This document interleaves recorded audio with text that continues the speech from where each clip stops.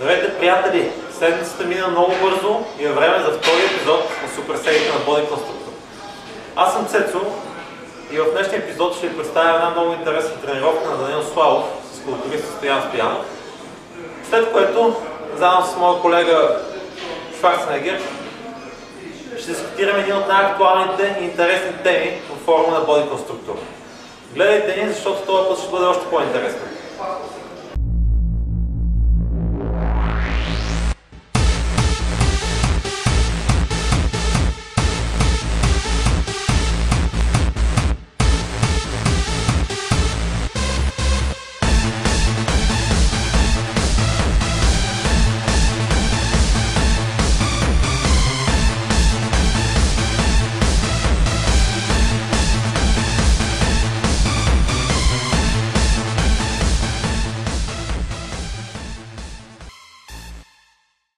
Основна част от днешната тема е как един човек, който се тренира в фитнеса, но чисто любителски, решава да мине следващото ниво и да си направи една подготовка за състезание и кои са важните неща. Според мен първото важно нещо е вие да си изберете треньор, който има нужния капацитет и знания, подготвя други състезатели и може да ви помогне в подготовката. Второто важно нещо е вие да си подготвяте сами храната, той да ви изготви хранителен режим, който вие да спазвате, за да имате прогрес. С храна, купена от магазина с банички и с кисело мляко, няма как вие да постигнете състезателни цели. Затова е важно той да ви изгради хранителен режим. Третото важно нещо е да имате нагласата и мотивацията да го направите това нещо. Искам да ви запозная с моят състезател Стоян и да му задам няколко въпроса. Първият въпрос е, от колко време се занимаваш с фитнес? Здравейте, значи занимавам се с фитнес от 5-6 години, напълно любителски. Страстта ми започна още от много малък, бях гледал стари видеота на Мистер Олимпия и само реших да почна да ходя по лостове, после почнах в зала и така малко по малко започнах да градя в своя път нагоре. Да ни кажеш, има ли си някаква насока, друга, някакво влечение към хранителни добавки, към спазване на диети или чисто и просто си тренирал за себе си? Като цяло имам силни наблюдения над хранителните добавки, от доста време ги проучвам и наблюдавам кое ми действа най-добре. И по този начин си правя сам подбора за себе си. Също така гледам се храня здравословно и благодарение на Даниел Славов реших да дигна летвата нагоре и да се пристъпя към следващото ниво. Другият ми въпрос е някакви силови постижения обличаш ли за по тях или просто те интересува каква е формата на тялото ти? Като цяло по едно време имах една мания към силовите постижения и то главно в лежанката. При нея бях достигнал 200 кг едно повторение, което ми е персонален рекорд и е доста похвално. Да, доста сериозна тежест. Състоянно се занимаваме от 3 месеца и започнахме една подготовка за състезание за младежи, защото той е само на 21 години, има огромен потенциал и в момента ние се опитваме да развием този потенциал и да го покажем и на зрителите. Започваме тренировката с гръб с първото упражнение, това са набиранията. Те са много важна част от тренировката, защото са едно базово упражнение, което развива широката част на гърба, тук под мишницата. Днес ще изпълним варианта с широк хват пред гърди. Искам да ви разясня някои особености за това упражнение, защото то не е толкова просто като техника. Напротив, то е доста сложно и когато на нас ни е трудно върху лоста, става едно изкривяване на тялото и сега ще ви обясня по-точно как да го изпълнявате правилно. Първо, за да правим правилно упражнението за набиране, трябва лактите ни да вървят надолу към гръбначния стълб. Заедно с лактите надолу, ние трябва да съберем и лопатките към гръбначния стълб. Повечето от трениращи правят грешката да извъртят лактите напред.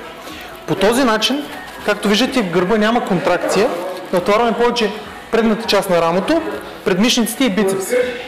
Те не трябва да участват основно в набирането, трябва да участват вторично. Повече ние трябва да наблегнем върху гърба.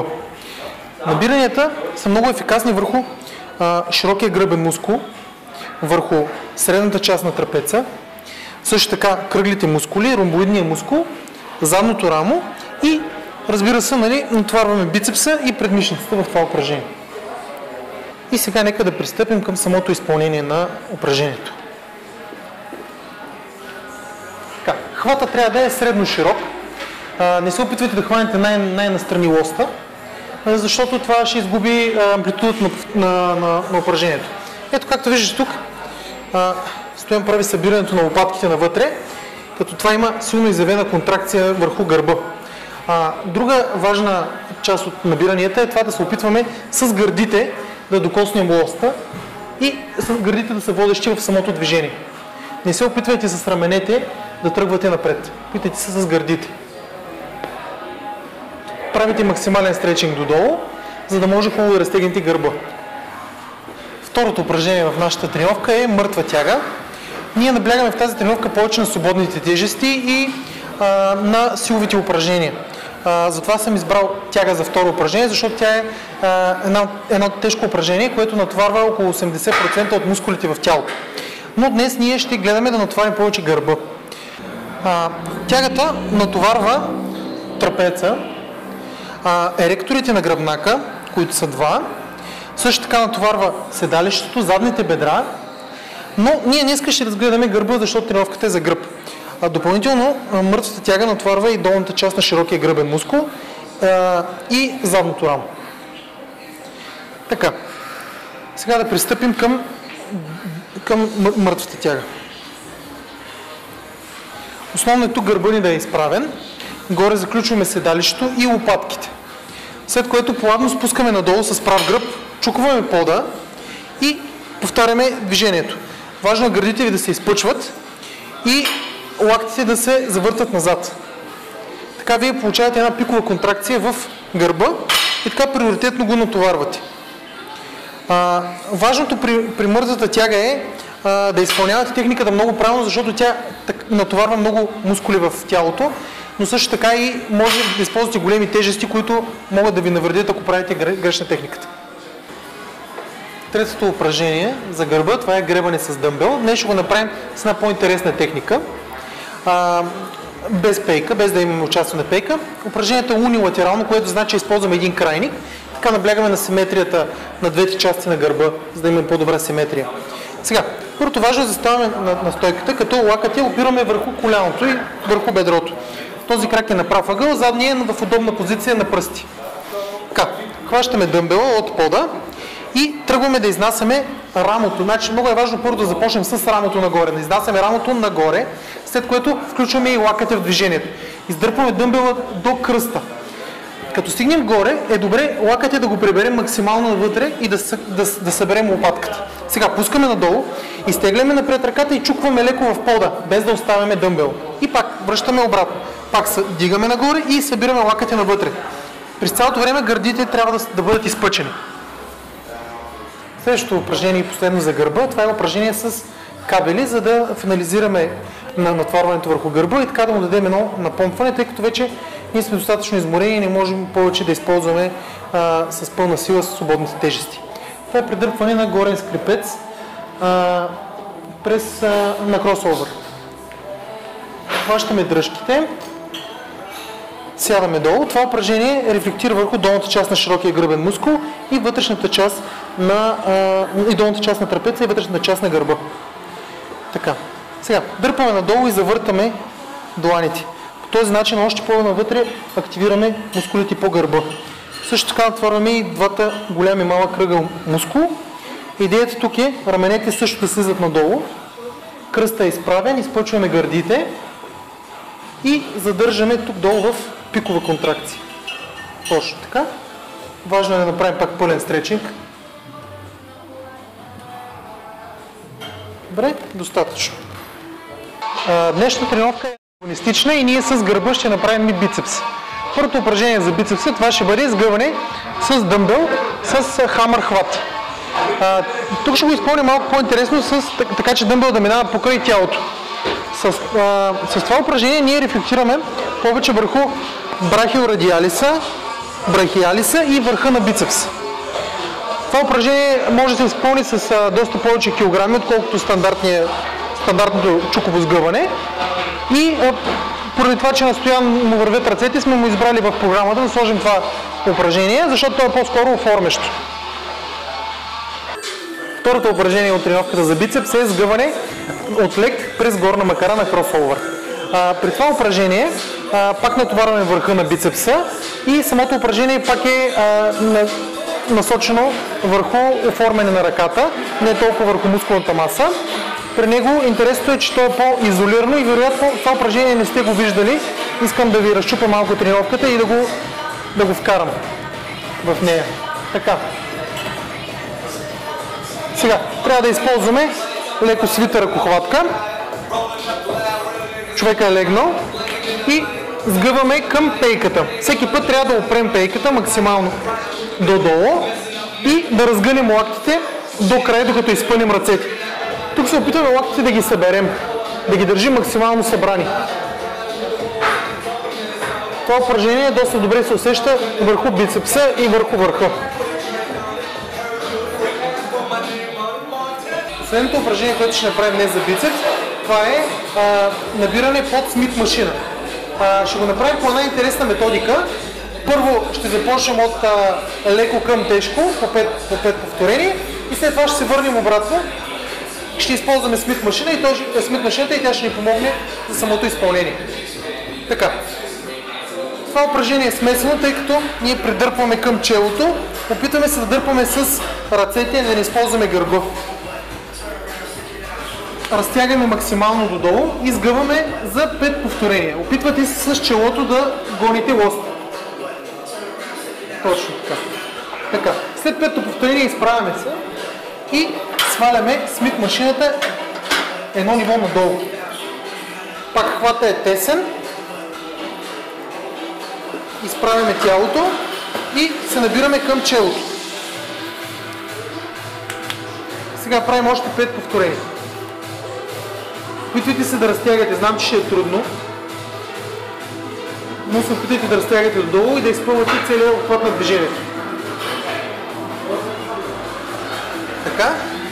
И сега сваляме още една позиция надолу. Така.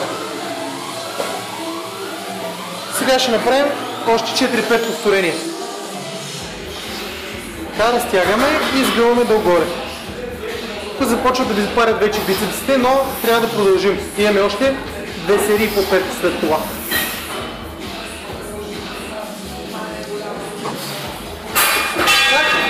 Сега пак се връщаме едно нагоре.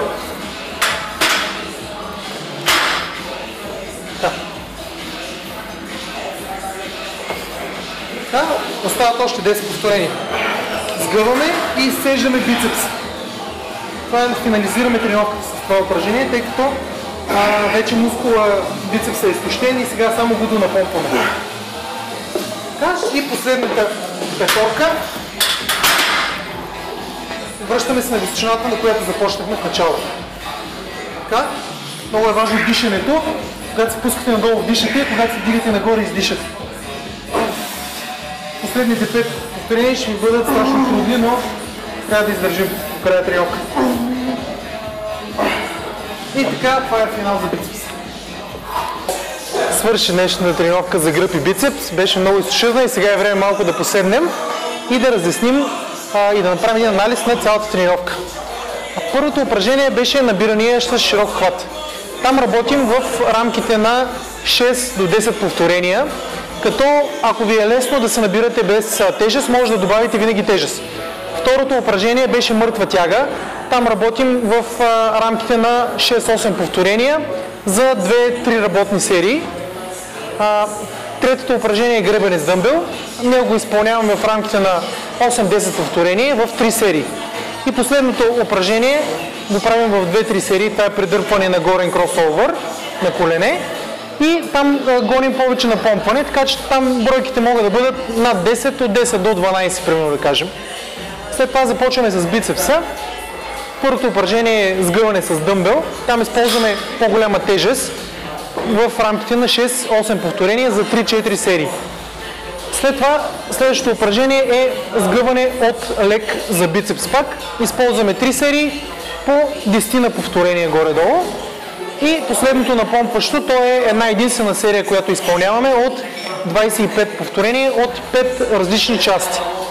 Това е тренировката за днес. Тя е подходяща както за мускулна маса, така и за изчистване, тъй като тя е доста енергоемка и изгаря много калории. Сега искам да попитам, Стоян, как се чувства от тази тренировка, която проведохме днес? Смятам, че тренировката беше много добра, напомпането беше уникално, натоварването беше също доста високо. Общо взето съм готов да печеля сцената. Значи, опитайте и вие тази тренировка, сигурно ще ви свърши много добра работа и ще имате добър резултат. Благодаря ви.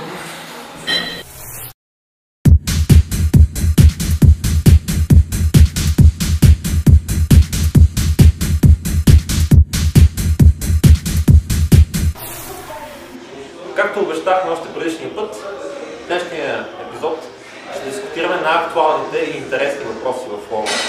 Въпроси, които давате вие, нашите зрители.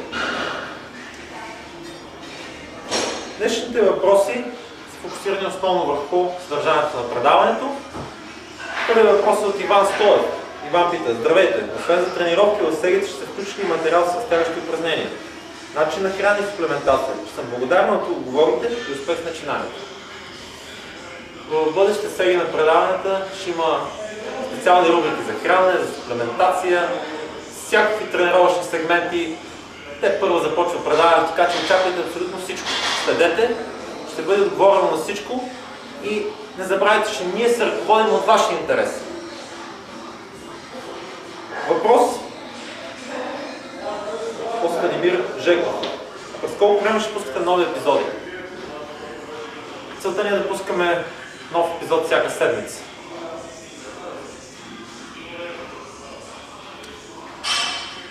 Въпрос от Радослав Христов. Понеже организмът свиква с всички неща, които той приема, това означава ли, че когато тренираме по еднакви програми, имаме и същи добавки и ядем една и съща храна, в продължение на месеци организмът привиква и развитието спира. Радо до някъде организмът се адаптира към абсолютно всичко. Така че е много важно постоянно да създавате нов стрес и нов стимул за адаптация. Както е казал великият тренер Иван Абаджиев, адаптацията е ключа към прогреса. Така че постоянно стимулирате организма да се адаптира към по-високи нива на работоспособност, за да имате прогрес. Последният и може би най-интересен въпрос – Валентин Стайков. След спомена в предишния епизод, че тези завъртания на страни за корем на машината намаляват талията. Чух се каква е логиката за това твърдение, тъй като едва ли е, че с него се спят повече мъзни в талията и нещо такова. Благодаря и продължавайте се така да се развивате. Хваля, въпросът е много добър. Завъртанията на кросовър за костите коремни мускули не целят директно намаляне на мъзни. Целят тонизиране и стягане на работещите мускули, което визуално придава по-стегнат вид на талията. Също така, чрез трениране на постната област ти увеличаваш кръвоснабдяването в тази част на тялото. А кръвоснабдяването е много важно, тъй като тази част е много богата на алфа-2 адренорецептори, които затрудняват изгарянето на мазнините в постната област. Не случайно видят проблемни зони. Така че е много важно да поддържате постоянно добро кръвообращение, както и да правите упражнения за тънката. С това чуме с днешния сегмент за въпросите, но следващия път отново ще отговорим на най-актуалните, най-интересните въпроси на вас, зрителите. Гледайте! С това приключи втори епизод на Супер серията. Надявам се да ви било интересно и информацията да е била поучителна. Не забравяйте да се сабскрайбвате към YouTube канала, VBOX канала, Facebook страницата и да посещавате редовно нашия сайт bodyconstructor.com. Както е казал нашия колега Шварценегер, до следващия път или I'll be back!